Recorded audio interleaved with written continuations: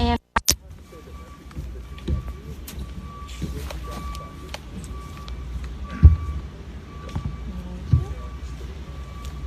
all right, hi everyone, thank you for being here. This is our 6 o'clock press briefing for September 4th. I will go over some of the numbers real quick and populate areas. So that's my report for tonight. Thank you.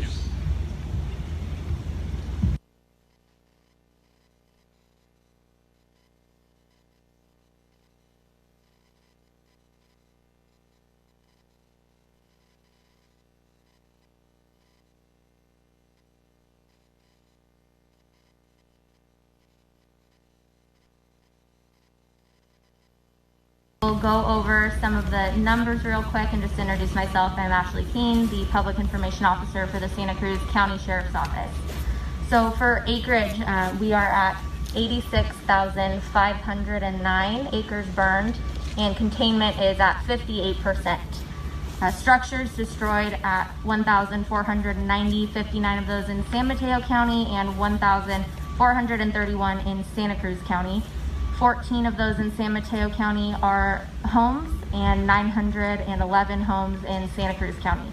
There are currently 1,664 personnel assigned to the fire, and today we were able to bring roughly 6,380 people home. So it's always a good day, like we've said, when we get to bring people home.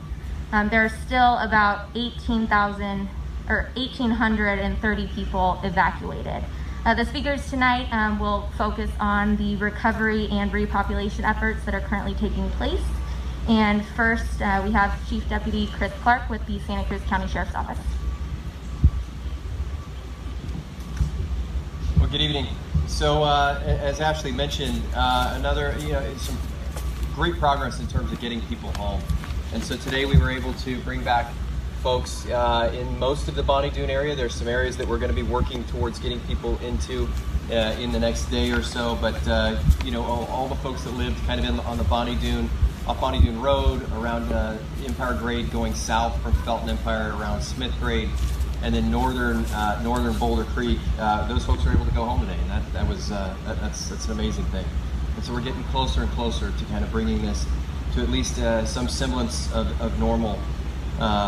And so in terms of where we're moving next is really along that 236 corridor. So now, well, in Bonnie Doon specifically, kind of to wrap up Bonnie Doon, we're going to try to get out Pine Flat out to Empire Grade.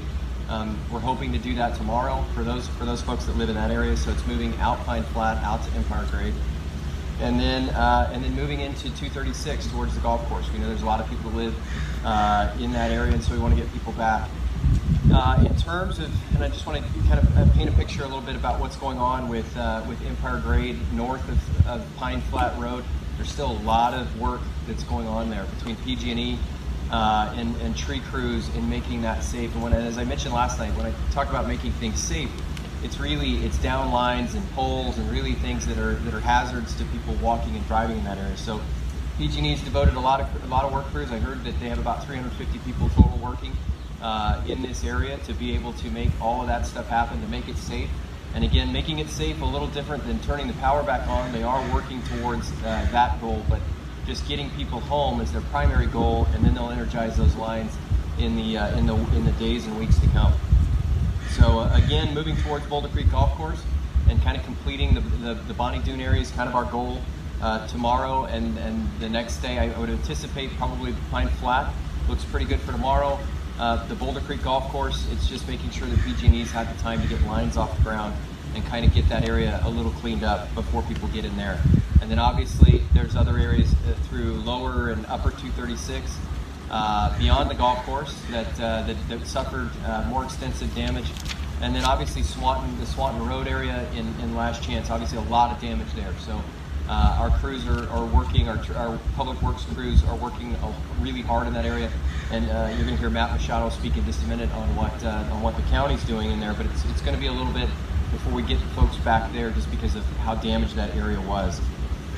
In terms of our staffing, so again, a heavy police presence today, 26 officers and deputies roaming through the evacuated area tonight. We're going to have 33. Our folks responded to 3 welfare checks over the last 24 hours and 14 suspicious people we went out to take a look at. And then lastly, just escorts. So again, we know that there's people have reasons to get back to get things, and so as we're getting closer and closer to getting people back home, or at least back into the area where their home was, we've done a lot of escorts, and we'll continue to do that till all these areas are open. And kind of just an idea of kind of what that looks like. That call volume is our officers and deputies we're going to between 50 and 75 escort calls a day. So 50 to 75 times a day, you're getting people back in, and we'll continue to do it until everyone's back home. Thank you. Up next, we have Public Works Director Matt Machado. Thank you and good evening. So last night I covered a lot of numbers about loss of public infrastructure. This evening I want to speak to private infrastructure, the people's losses, homes. And so I want to focus on that because of the repopulation efforts. And so to begin with, our building inspectors and environmental health inspectors are still out there in force. They're going parcel by parcel. We're more than halfway done with that assessment. We hope to have that assessment done mid to late next week. I do want to speak to what they're leaving behind. They're leaving behind placards on structures, and those placards are either red, yellow, or green. Now, if there's not a placard, then that's a green. And so they're not taking time to put the green, because green means you can fully occupy. It's 100% okay. A red tag is a do not enter. A yellow tag is a partial occupy, and there will be instructions with those yellow tags to tell you which area you can occupy or even enter for that matter. So if you are repopulated and your home cannot be occupied, then please return to your sheltered location. And so that's important. You have a place to go back to. Now, if you need information or help with that shelter, with returning to your sheltered location, I'm going to provide a couple of pieces of information. So we do have a daytime phone number. That is 831-454-2181. Or after hours, you can call 800 Red Cross. So that's for shelter information and help.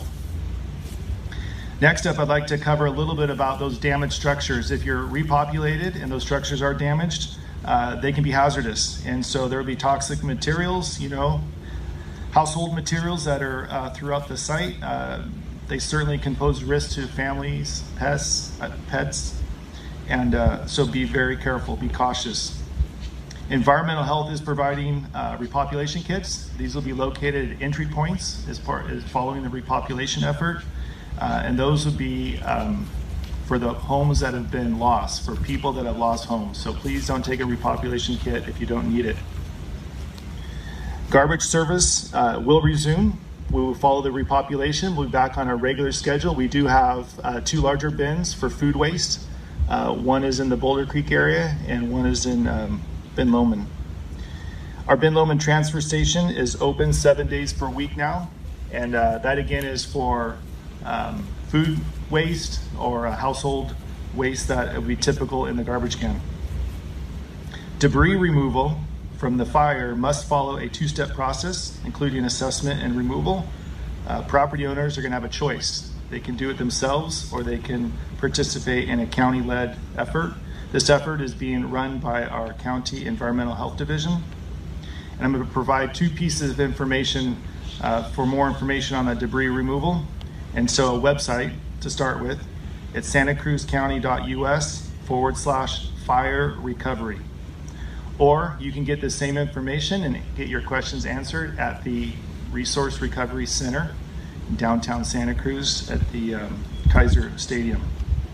I'm going to leave you on a couple notes. Please be careful out there. Roads are open, but we're still seeing trees fall. All the signage isn't perfectly in place, so extra safety as you drive. And then I also want to share that this repopulation effort is based upon safe access. It's not about whether your area is burned or not, it's about safe access before we can repopulate areas. So that's my report for tonight. Thank you. And with that, we will take any questions. None. All right. Thank you guys for coming, and we will hold another 6 p.m. press briefing tomorrow night.